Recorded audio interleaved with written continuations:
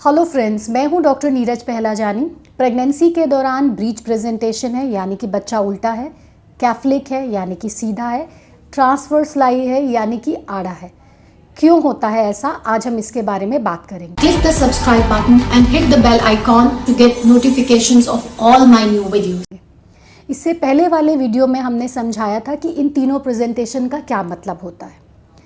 अब अगर हम इसे समझना चाहते हैं कि क्यों बच्चा बच्चेदानी के अंदर में कभी सीधा रहता है, कभी उल्टा या कभी टेढ़ा हो जाता है, तो सिंपल सरल भाषा में जो पोजीशन उसको कंफर्टेबल रहती है बच्चे को, बच्चा उस पोजीशन में रेस्ट करता है। जैसे कि आप अगर अपने घर में रह रहे हैं तो घर में आप अपने सबसे कंफर्टेबल तरीके से रहते हैं, वैसे ही 9 महीने के लिए बच्चेदानी बच्चे का घर है। तो जिस पोजीशन में बच्चा सबसे ज़्यादा कंफर्टेबल होगा, कोशिश करता है वो बच्चेदानी के अंदर में उसी पोजीशन में रेस्ट करने की। अगर हम यूट्रस को देखते हैं तो यूट्रस की जो बॉडी होती है वो ऊपर से सबसे ज़्यादा चौड़ी होती है और जैसे जैसे नीचे जाती है वो नैरो होती चली जाती है। तो अगर यूट्रस की शेप में कोई बनावटी खराबी है, जैसे कि पैदाइशी यूनिकॉर्नुएट यूट्रस है यानी कि बच्चेदानी का एक हिस्सा बना ही नहीं है, बाइकॉर्नुएट यूट्रस है, या बच्चेदानी हार्ट शेप की है, या बच्चेदानी के अंदर में कोई गठान जिसे हम बोलते हैं फाइब्रॉइड है, जिसकी वजह से उसकी एनाटमी डिस्टर्ब हो चुकी है, तो हो सकता है कि बच्चे को आधा रहने में या उल्टा रहने में ज़्यादा कंफर्टेबल लगे क्योंकि ऊपर की जगह कम हो जाती है। तो सबसे कॉमन जो रीज़न होता है वो होता है abnormalities in the shape of the uterus, बच्चेदानी में बनावटी नुक्स होना, जिसकी वजह से बच्चा उल्टी सीधी या आड़ी पोजीशन में आ सकता है। दूसरा, मल्टीपल प्रेगनेंसी। एक से ज़्यादा अगर गर्भ रुके हैं तो ऑब्वियसली दोनों सिर का नीचे में एक साथ में एडजस्ट होना पॉसिबल नहीं होता है, वो डिफ़िकल्ट होता है क्योंकि इतनी जगह नहीं होती। तो एक बच्चा हो सकता है सीधा हो जिसका सर नीचे है, और दूसरा बच्चा अकोमोडेट करने के लिए उसका सिर ऊपर हो सकता है, आड़ा हो सकता है। तो मल्टीपल प्रेगनेंसी में भी एबनॉर्मल प्रेजेंटेशन हो सकते हैं। तीसरा, जो बच्चेदानी के अंदर में थैली के अंदर पानी होता है जिसे हम बोलते हैं लाइकर, अगर उसकी अमाउंट नॉर्मल से ज़्यादा होगी जिसे हम बोलते हैं पॉलीहाइड्रोमनियोस, नॉर्मल से कम होगी तो उसे हम बोलते हैं ओलिगोहाइड्रोमनियोस।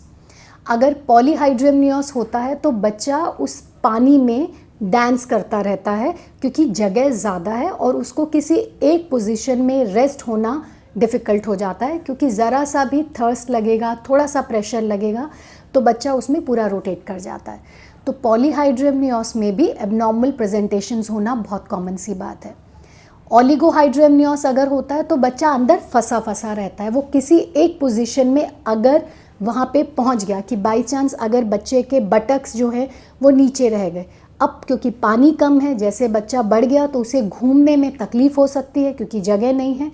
तो ओलिगोहाइड्रोमनियोस में भी एबनॉर्मल प्रेजेंटेशंस होना कॉमन सी बात है। अब ज़्यादातर केसेस में हमने ये देखा है कि ना तो जुड़वा बच्चे होते हैं, ना यूट्रस की शेप में कोई बनावट होती है, ना ही पानी में कोई दिक्कत होती है, फिर भी बच्चे आड़े हो जाते हैं या कभी बार उल्टे हो जाते हैं। इसे हम बोलते हैं अनएक्सप्लेन्ड। वो लेडीज़ जिनका वेट ज़्यादा है नॉर्मल से, या उनके बच्चे की ग्रोथ कम है, प्री मैच्योर डिलीवरीज हो रखी हैं, या बच्चे का वेट ज़्यादा है, जैसे कि अक्सर डायबिटिक मदर्स में देखा जाता है, तो बच्चा काफ़ी अगर वज़न का हो जाता है, या पहले बच्चेदानी के अंदर में कोई सर्जरीज़ हो रखी हैं, या फिर ऐसे ही बच्चे का मन है वो अपनी पोजीशन जो है नॉर्मल सीधा ना रह करके उल्टा या आड़ा हो सकता है। तो जब कभी भी हम इस तरीके की एबनॉर्मल प्रेजेंटेशंस देखते हैं तो हम सबसे पहले इन कॉजेज़ को सोचते हैं। और आखिरी में प्लेसेंटा की क्या पोजीशन है आवल की, वो भी कई बार बच्चे की प्रेजेंटेशन पे असर डाल सकती है।